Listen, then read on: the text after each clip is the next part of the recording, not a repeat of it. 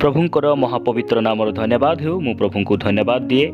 प्रभु अनुग्रह करी आउ एक सुंदर अवकाश आपण मानकु मते देले आमे ताहांकर वाक्य को ध्यान करिबा पाई एवं दिन प्रतिदिन ताहांकर रब को शुणी निजको प्रस्तुत करने आत्मिक जीवन में बढ़िबा पाई एही सुंदर अवकाश प्रभु देइथिबारु मु प्रभु को धन्यवाद देउछि एवं आजिर सेवा कार्य रे आपण समस्त को आम्भ मानकर मुक्तिकर्ता प्रभु यीशु ख्रीष्टंकर पवित्र नाम रे आपण समस्त को मु स्वागत जनाउछि। ख्रीष्ट रे प्रिय माने आज आमे गोटे छोट प्रसंग नहीं अल्प समय कथबार्ता हेबा। आजिर प्रसंगर शीर्षक है प्रकृत स्वाधीनता किए देई पारंती। प्रकृत स्वाधीनता किए देई पारंती एही प्रसंग उपरे आमे प्रभुंकर वाक्य को नहीं अल्प समय कथबार्ता हेबा।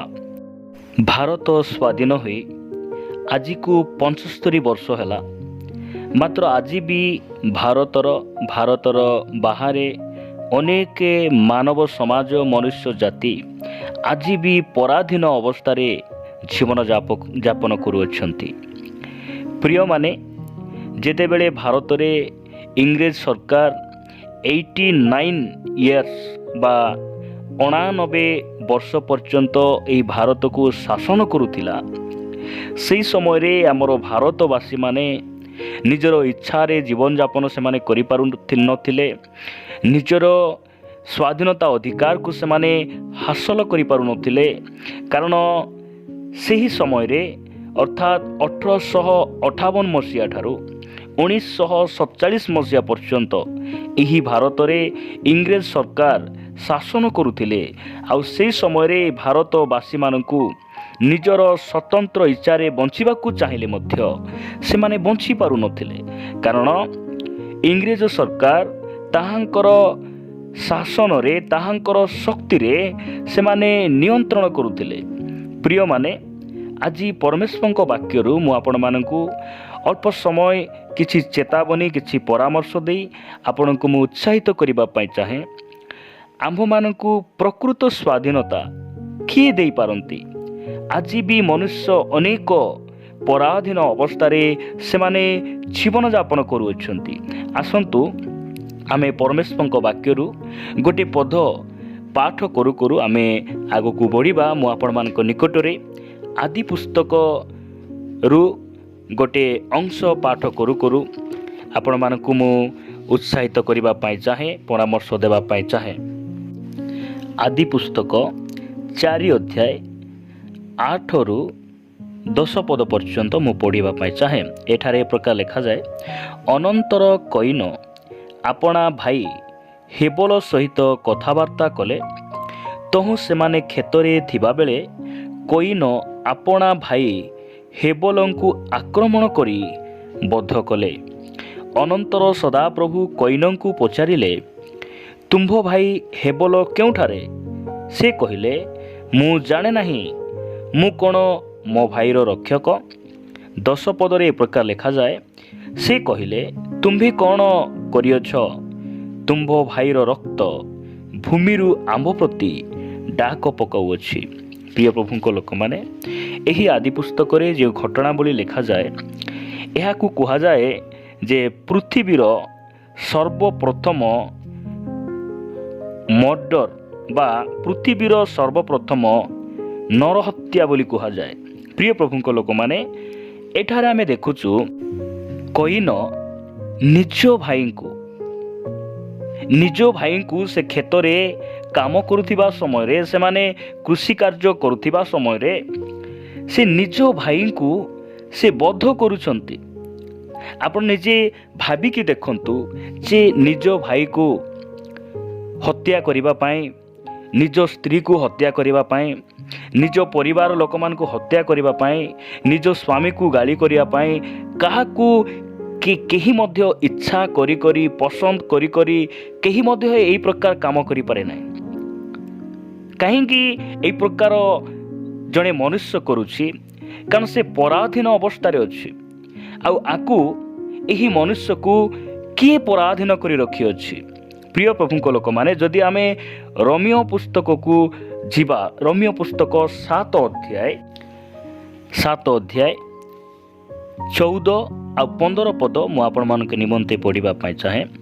ଯେଣୁ ବ୍ୟବସ୍ଥା ଯେ ଆତ୍ମିକ ଏହା ଆମ୍ଭେମାନେ ଜାଣୁ, କିନ୍ତୁ ମୁଁ ଶାରୀରିକ ପାପର କ୍ରୀତଦାସ। ପ୍ରିୟ ପ୍ରଭୁଙ୍କ ଲୋକମାନେ, ଆଜି ଅନେକ ମନୁଷ୍ୟମାନଙ୍କୁ ପାପ କିଣିଛି ଆଉ ପାପର କ୍ରୀତଦାସ ଭାବରେ ସେମାନେ ପାପର ଅଧୀନରେ ରହି ଜୀବନଯାପନ କରୁଛନ୍ତି। ପାପ ସେମାନଙ୍କ ଉପରେ ଅଧିକାର କରୁଛି, ଯେଉଁଦ୍ୱାରା ମନୁଷ୍ୟ ଆଜି ପରାଧୀନ ଅବସ୍ଥାରେ ଅଛି। ନିଜ ଭାଇକୁ ହତ୍ୟା କରିବା ପାଇଁ କାହାକୁ ଇଚ୍ଛା ଲାଗେ? ପାଉଲ ସେ ରୋମିଓ ମଣ୍ଡଳୀ ନିକଟକୁ ଏହି ପତ୍ର ଲେଖିଲା ବେଳେ ସେ କହୁଛନ୍ତି, ଯଦି 15 ପଦ ଆପଣମାନେ ଦେଖିବେ, ସେଠାରେ ଲେଖାଯାଏ, କାରଣ ମୁଁ ଯାହା କରେ ତାହା ଜାଣେ ନାହିଁ, ଯେଣୁ ମୁଁ ଯାହା ଇଚ୍ଛା କରେ ତାହା କରେ ନାହିଁ, ବରଂ ମୁଁ ଯାହା ଘୃଣା କରେ ତାହା ହିଁ କରେ। ପ୍ରିୟ ପ୍ରଭୁଙ୍କ ଲୋକମାନେ, ଆଜି ମନୁଷ୍ୟ ଯାହା ଇଚ୍ଛା କଲେ, ଯେଉଁ ଉତ୍ତମ କର୍ମ କରିବା ପାଇଁ ଇଚ୍ଛା କଲେ ମଧ୍ୟ ମନୁଷ୍ୟ କରିପାରୁନାହିଁ। ନିଜ ଭାଇକୁ ହତ୍ୟା କରିବାରେ ଆଜି ଅନେକ ହତ୍ୟାର ଘଟଣା ଆମ ଭାରତ ବର୍ଷରେ ଘଟୁଛି। ଆଜି ବି ଅନେକ ଛାଡ଼ପତ୍ରର ଘଟଣା ଘଟୁଛି। ଆଜି ବି ନିଜ ସ୍ତ୍ରୀକୁ ଲୋକ ହତ୍ୟା କରୁଛନ୍ତି। ଆଜି ବି ନିଜ ଭାଇକୁ ହତ୍ୟା କରୁଛନ୍ତି। ଏପରି କି ଆମ ଗ୍ରାମର ପାଖରେ ଏଇ କିଛି ଦିନ ତଳେ ଯଦି ଆମେ କହିବା ଯେ ନିଜ ଭାଇକୁ ତାର ନିଜ ଭାଇ ହାଣିଦେଲା। କାହିଁକି? ଆଜି ପାପ ସେମାନଙ୍କୁ ପରାଧୀନ ଅବସ୍ଥାରେ ରଖିଛି।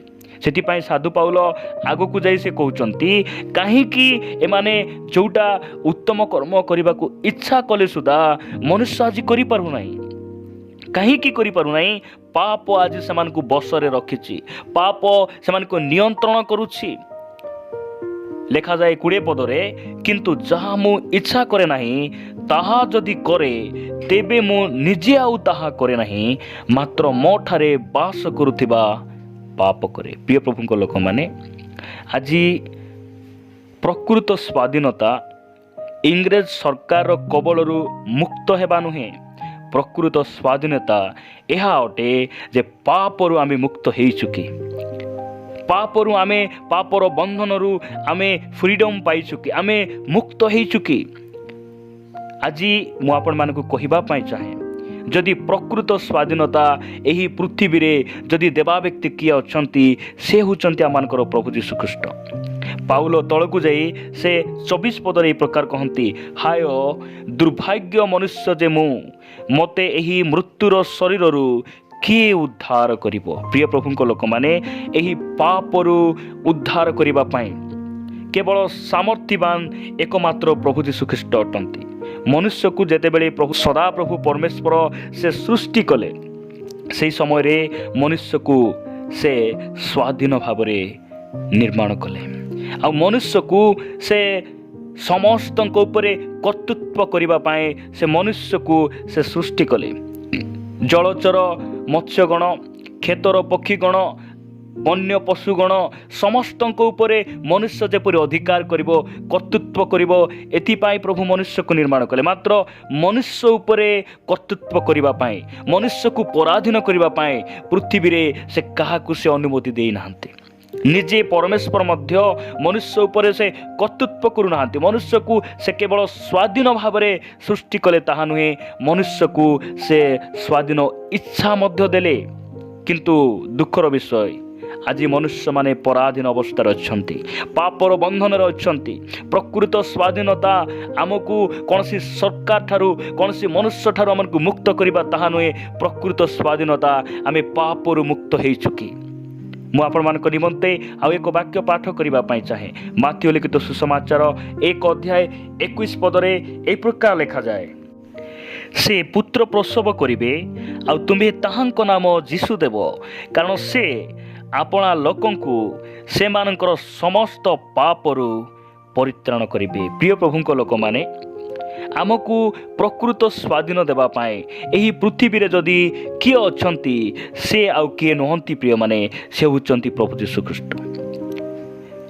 ପିତା ପରମେଶ୍ୱର ଆମମାନଙ୍କୁ ସ୍ୱାଧୀନ ଭାବରେ ସୃଷ୍ଟି କଲେ। ପୁତ୍ର ପ୍ରଭୁ ଯୀଶୁଖ୍ରୀଷ୍ଟ ସେ ଆମମାନଙ୍କୁ ସ୍ୱାଧୀନତା ନିମନ୍ତେ ସେ ମୁକ୍ତ କରନ୍ତି, ପାପର ବନ୍ଧନରୁ ସେ ମୁକ୍ତ କରନ୍ତି। ଆଉ ଯଦି ଆପଣମାନେ ଦେଖିବେ 2 Corinthians 3 ଅଧ୍ୟାୟ 17 ପଦ ଆମମାନଙ୍କୁ କହେ, 3 अध्याय 17 पद। प्रभु आत्मा अटंती आउ जोठारे प्रभुंकर आत्मा सेठारे स्वाधीनता। प्रिय प्रभुंक लोक माने प्रभुंकर आत्मा आमानकु स्वाधीन प्रदान करती। केउठारु स्वाधीन? पापर बंधनरु स्वाधीन। यह प्रकृत स्वाधीन अटे। आज भारत स्वाधीन हो 75 वर्ष हो गला, मात्र स्वाधीनर प्रकृत रूप कौन सी स्थान देखा जाए ना। प्रकृत स्वाधीनता से दे पारती एकमात्र आमानकर उद्धारकर्ता प्रभु यीशु ख्रीष्ट। आउ सी आमानकु स्वाधीनता निमंते मुक्त करि अछंती। गलातिया 5:1 कहे से ख्रीष्ट आमानकु स्वाधीनता निमंते मुक्त करि अछंती। जहन लिखित सुसमाचार 8 अध्याय 32 पद कहे तुम्भे माने सत्य ज्ञात हेबो आउ सेही सत्य तुम मानकु मुक्त करिबो। प्रिय माने जदि आपण पापर बंधन अछंती, पाप छाड़ी पारु नाहंती, पापर रही जहा जो उत्तम कर्म करिबा पई आपण इच्छा कले सुदा ताहा जदि आपण करि पारु नाहंती, आपण प्रभु यीशु ख्रीष्टଙ୍କ निकटକୁ आसंतु। से आपणकु से बंधन मुक्त करिवे। कारण सत्य आपण जानिबे आउ से सत्य आपणकु मुक्त करिवो। सत्य सूर्य नुहे, सत्य तारा नुहे, सत्य कौनसी वस्तु नुहे, सत्य होचंती प्रभु यीशु ख्रीष्ट अटंती। सेति पई सेही सत्य धार्मिक पवित्र व्यक्ति प्रभु यीशु ख्रीष्ट आपणकु आपणको पापर बंधनरु जहा उत्तम कर्म करिया पई इच्छा कले सुदा आपण जे करि पारु नाहंती से बंधन से मुक्त करिवे। प्रिय प्रभुंक लोक माने कईन निज भाई को मारिदेवी हाणीदेवी यह केबे मध्य से इच्छा करी करी करी से केबे मध्य से ए प्रकार भावी भावी से केबे मध्य से चिंता करी नथिले। निज भाई को प्रेम करने समस्त को इच्छा, निज भाई सहित मिलमिशी रही समस्त को इच्छा, मात्र मिसी रही दियो नहीं, पाप मिसिकिना रही देउ नहीं, क्रोध भल संपर्क देउ नहीं। आज मनुष्य को पाप ए प्रकार की गोटे पराधीन अवस्था रखी। आउ एथिरु आपण जेते चेष्टा कले मध्य मुक्त ही पारिबे नहीं। एथिरु आपण जेते चेष्टा कले मध्य स्वाधीन पाई पारिबे नहीं। जदि स्वाधीन पाइबार अछि आपण को मते प्रभु यीशु ख्रीष्टଙ୍କ निकट को जिबार अछि, से ही एही पापर बंधन रामान को स्वाधीन दे पारंती।